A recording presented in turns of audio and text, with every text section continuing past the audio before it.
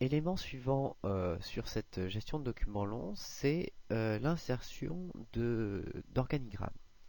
Alors, l'insertion d'organigrammes dans les versions antérieures se passait différemment.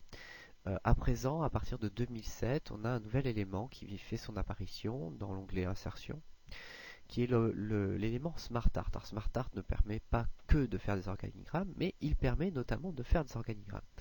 Pour ça, il suffit de sélectionner donc SmartArt, d'aller sur la partie qui s'appelle Hiérarchie, et dans la partie Hiérarchie, sélectionner donc euh, le, bah, tout simplement un SmartArt hiérarchique. On va prendre le premier. Alors, ça se compose de plusieurs parties. Déjà, il y a une petite partie qui permet de gérer l'arborescence de l'organigramme, pardon. On va tout simplement ici le fermer. On va le gérer de manière visuelle, bête et méchante.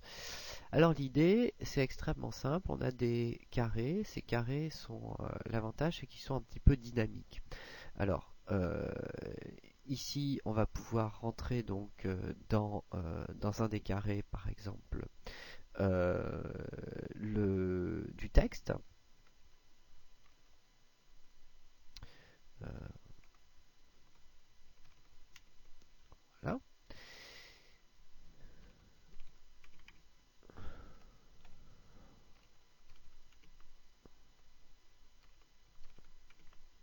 Alors bien entendu, la plupart du temps dans un organigramme, on va insérer qui est le directeur, qui est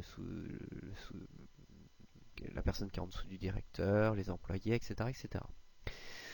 Alors, pour rajouter un élément à l'organigramme. Déjà un élément que l'on va rajouter hiérarchiquement en dessous. Pour ça, je sélectionne le carré qui va recevoir un enfant. Pour ça, je fais un clic droit sur le carré et ici je vais obtenir ajouter une forme. Donc là, je vais lui dire d'ajouter une forme, par exemple, en dessous. Ce qui va me permettre de créer en dessous de cette forme un enfant à cette forme. Ok. Si j'avais choisi ajouter une forme après ou avant, d'ailleurs ça fonctionne de la même manière, j'aurais rajouté une forme, mais cette fois sur le même niveau hiérarchique. Ok. Par exemple ici, j'aurais pu rajouter texte 6. Et ici, 3.1.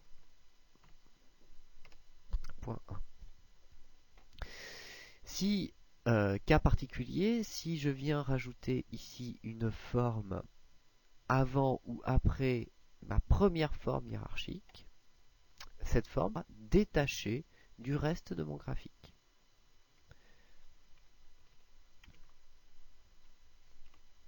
Ou un prime, on pourrait mettre. Ok.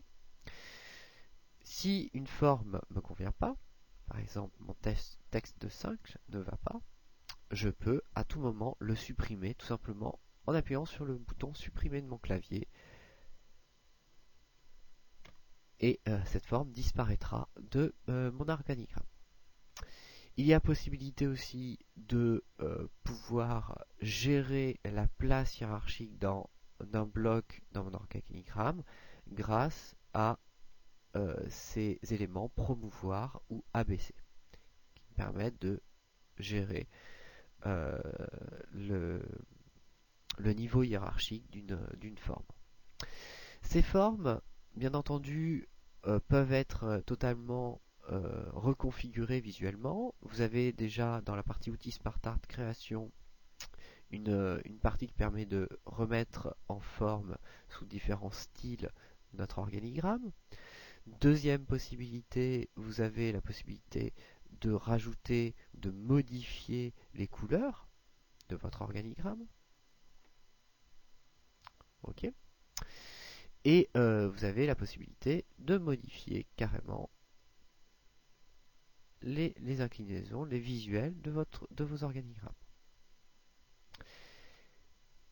Si vous souhaitez modifier uniquement une forme et une seule, vous avez dans Outils SmartArt un onglet ici qui s'appelle Format et qui vous permet de revenir uniquement sur une forme précisément ou sur le texte bien entendu qui est à l'intérieur. Voilà. Grâce à ces éléments, vous pouvez déjà réaliser énormément de choses.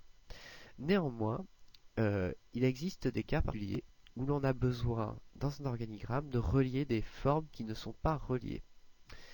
Le seul moyen qu'il existe pour relier ces formes entre elles va être en fait une méthode de dessin. On va venir dessiner grâce ici aux formes, tout simplement.